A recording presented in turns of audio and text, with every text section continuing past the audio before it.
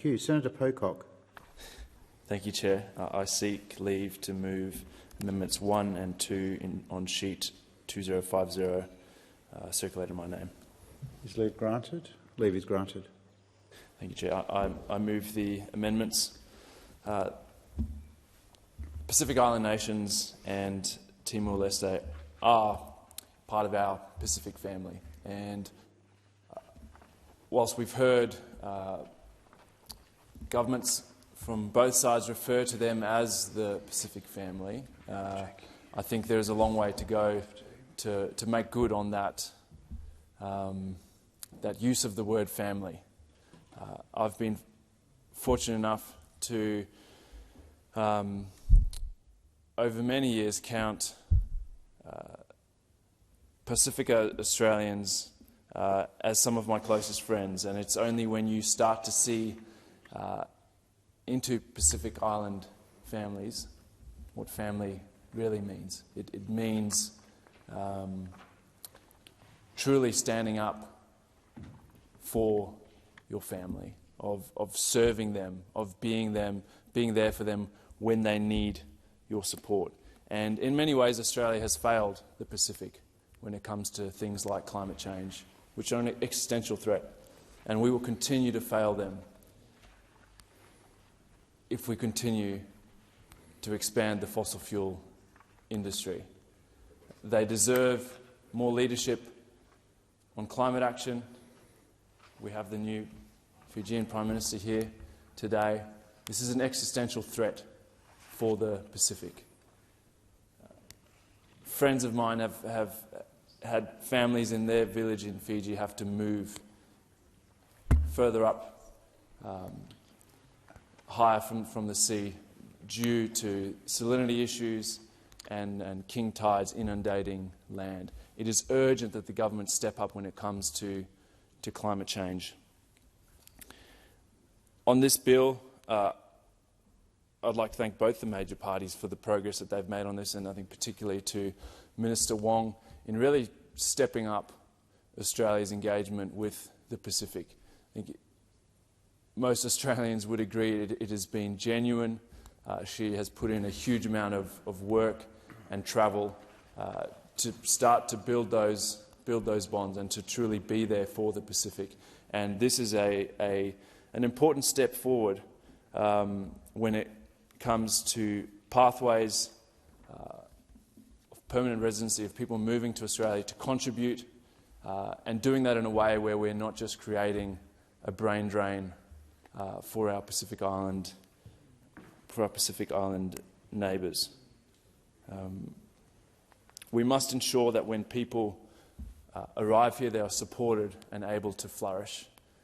Pacific Island nations have much to contribute, and I'm hopeful that this scheme will allow people to come here, to put down roots, to be part of our communities, and to bring the rich culture that the Pacific can offer Australian communities. We know how important remittances are, not just in the Pacific but around the world, with people sending back money. It is a huge part of developing nations' economies. We saw during COVID the huge spike in remittances to Pacific Island countries when people saw that their family were doing it tough. In Fiji alone, remittances increased by 10.9% over the year between 2019 and 2020. And it's not insignificant numbers. You're talking 270 million up to $301 million US.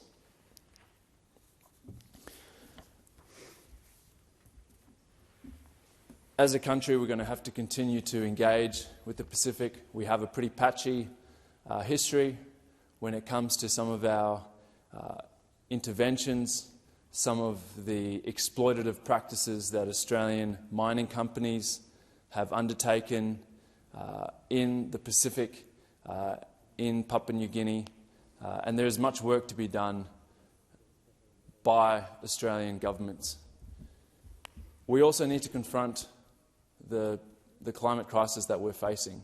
We are fueling it with our policies here in Australia. We hear the major parties say that, well, we're a small nation and we don't contribute that much. Per capita, it's off the charts.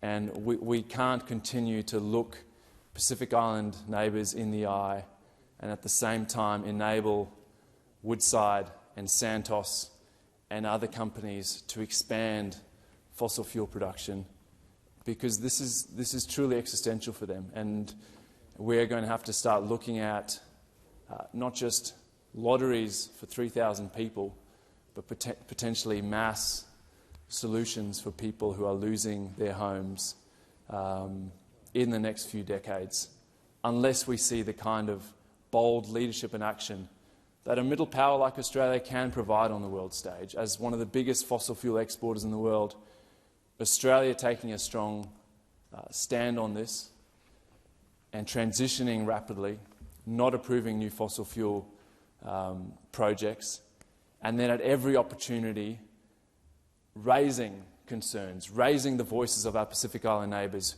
who for too long now have been left to call for more ambition, who have been undermined at COPs by successive Australian governments. We have an opportunity now. We have a government that truly cares about the Pacific, is engaging, is building on the work that the former government did there. This is a really welcome step forward, but we have to ensure that we don't drop the ball when it comes to climate change. And at the moment we are. No amount of aid and development money and migration pathways will be able to make up for people losing their homes, losing that connection to the place that they are from, that they live on, that they love.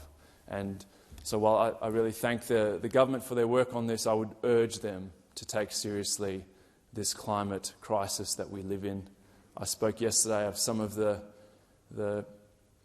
Australian scientists that are grappling with despair every day, are grappling with, should I continue to be a climate scientist, or do I need to try and do something else to wake our government up? How much more do we need to know? My amendment would simply ensure that this ballot is not used for humanitarian